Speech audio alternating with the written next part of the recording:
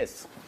How do we know that the Torah in our days and right now is the same exact one that Torah that Very simple. that Hashem gave us? Very simple. Every synagogue in the world that you're gonna go, you will find only one version. And let me explain to you something. The Muslims today, they have a serious problem. Why? They're more educated than they used to be until now because of the internet, Google. In the last 15 years, many ignorant Muslims beginning to find things in Judaism that nobody ever knew in the Arab countries. They only knew what the Qadi in a mosque told them on Fridays, and it was all lies. They're the expert of lies. 99% of what they say about the Jews is all lies. You should steal from them, God say this on them, you have to kill them, kuffars, all kinds of things. But now when the Arabs Google and search and they ask questions to rabbis, there's a lot of websites, anonymously or publicly, I get every day questions from Arab countries, from Arab students, from Arab professors, and they are shocked from the answer. They can't believe, because they were fed with so many lies that when I prove to them the sources, they go crazy. Let me give you an example. One Arab discovered in this generation that in the Torah it says that Ishmael Pere Adam, that the founder of the Arab nation, it's a wild beast. That's what the Torah says. Now the Arabs know that the Torah is a holy book. The Quran speaks about the Torah hundreds of places, that it's a holy book. It says that God gave it to Musa, to Moshe, and it's a holiest book, and Moshe is the biggest prophet. It says over there. So now in the Torah it says that Ishmael Pere Adam, Ismail, it's their father. So they read about it. And they also say that God said to Isaac, to Abraham, your only son, take your only son to the Akedah, to the Moriah mountain, and slaughter him in front of me. Bring him a sacrifice. And Abraham asked him, which one? I have two sons. He said, no, you have only one son, the one you love. He said, I love both of them. He said, your only son, Yitzchak. That's a verse in the Torah, you cannot deny it. So Hashem said to Abraham, I don't care about Ishmael. Your son is Yitzchak, beYitzchak yikare lecha zera. The holy nation comes from Yitzchak, not from Ishmael. So when they come to their teachers in the Arab countries and they say, look, how we say that Muhammad, Quran, we holy, and God left the Jews, it says clearly over here that the Jews are the only one. They came from Yitzchak, we didn't come from Yitzchak. So guess what they say? The Jews lied, they changed the Torah. It used to be Ishmael. God said to them, take Ishmael, and they changed Ishmael and they made it Yitzchak. This answer, not only stupid, is the most foolish thing you can think about. Why? You search in the entire world in the last 3,330 years, you only find one version of the Torah. Nowhere in the history was reported that there's a different the Torah than the one we have. No Jew ever had to check when he goes from one country to another, maybe it's a different Torah, like they have. They have many differences. We have one version all over the world from the Torah, from the beginning to the end. If there was another version somewhere in the world that it say, take Ishmael and bring him a sacrifice to me, and now there is another version with Yitzchak, now we had to go back in history and investigate which version was first in history, in a chronological order, which is not an easy thing to do sometimes. But since it was never ever reported anywhere in the world that there's another version like this, if the Jews changed the Torah somewhere in the world when there was no telephone, no communication, no internet, no emails, no way to know. So if the Jews of Russia decided to change the Torah and put Yitzchak instead of Ishmael, the Jews in Syria would never know about it. They would continue to write in their book the same way it was. And the Jews in a different... So one day they all gathered in Israel and they brought their ancient Torah from hundreds of years ago, and they opened the Torah and they're all one version. Nobody ever saw a version with Ishmael. So this is a very stupid answer. But every normal Arab would answer right away, what are you selling me this nonsense? Can you prove one Torah in the world that says Ishmael? Ever? There's any indication? Never.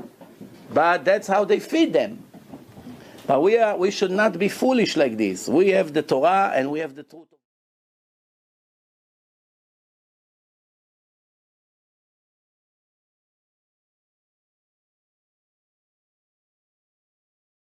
Hello friends. A common question people have about the Torah is whether or not the Torah was corrupted.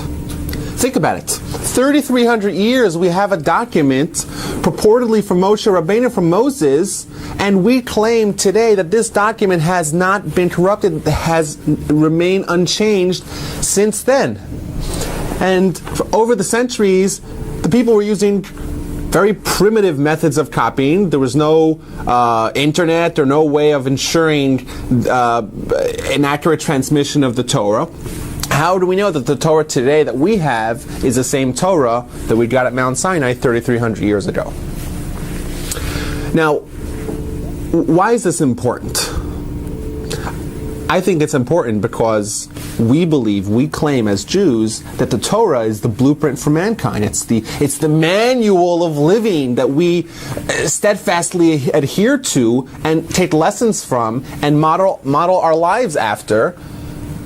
And if it's not the same document, we're messed up. We got a problem. Houston, we have a problem. How do we know that the Torah was not corrupted? So I wanted to share with you today a little bit about the ordinances, the safety measures that are in place to ensure that Torah scrolls do not get corrupted. Everything is copied accurately. So number one, we know, everyone knows this, every Jew on the planet knows that there's 304,805 letters in every Torah scroll. If you are reading your Torah scroll by the bar or bat mitzvah in your shul this Shabbat, and you find that one of the letters, one of the 304,805 letters of the Torah is missing, the scribe forgot, or it got scratched off, or say two of the letters are touching. Two neighboring letters are touching. That Torah scroll is invalidated. You have to stop reading, you have to put it away, and you have to pull out a new Torah, start from the beginning. You read from an invalid Torah. Now, you have a broken Torah, you cannot use it. And you have 6 months to fix it. If you don't fix it in 6 months, you have to bury it. You lost your investment. Torah scrolls today cost about, $30,000 to $50,000. So you make sure you fix them.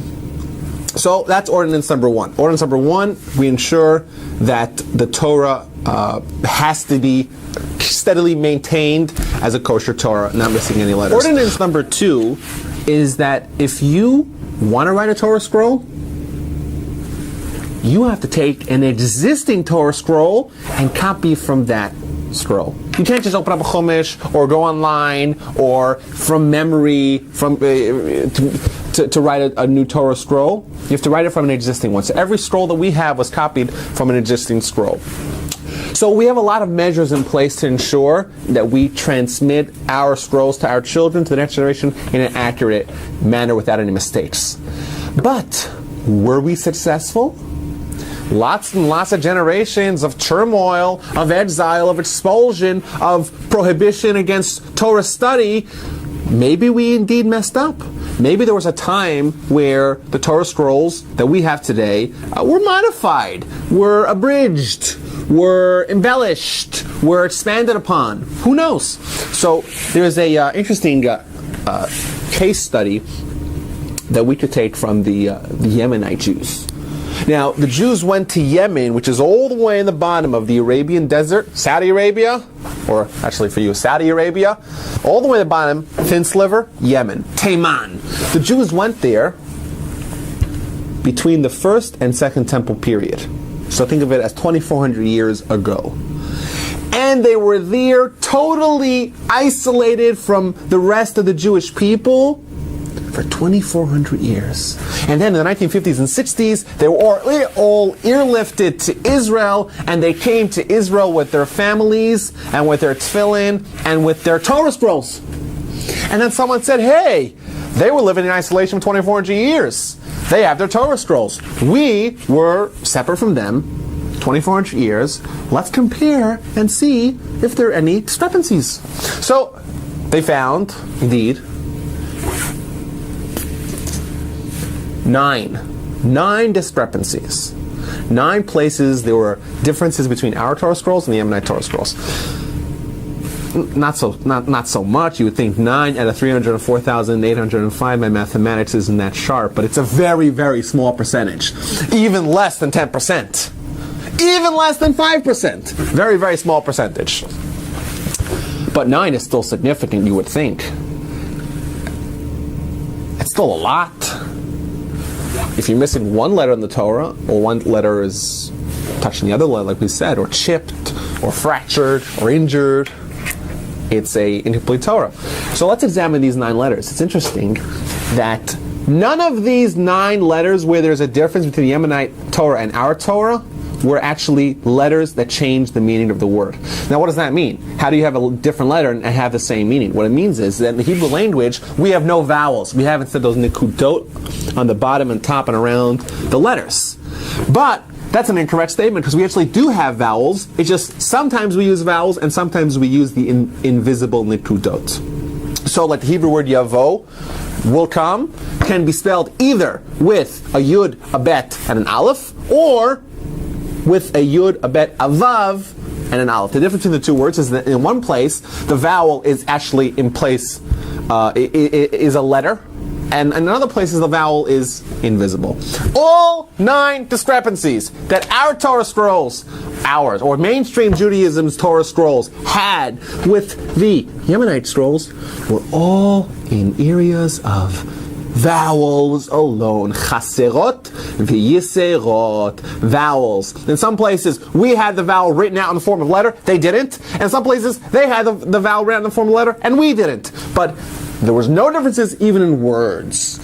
Hence, we could see a great case study where the transmission of the Torah was done in an impeccable fashion, with absolutely no mistakes, or perhaps an infinitesimal amount of small minor discrepancies, and we can safely rest assured that the Torah that we have and the Torah that we're reading today is the same Torah that Jews across the world, across the centuries and the millennia have been reading, and the same Torah that the Jews got by Mount Sinai.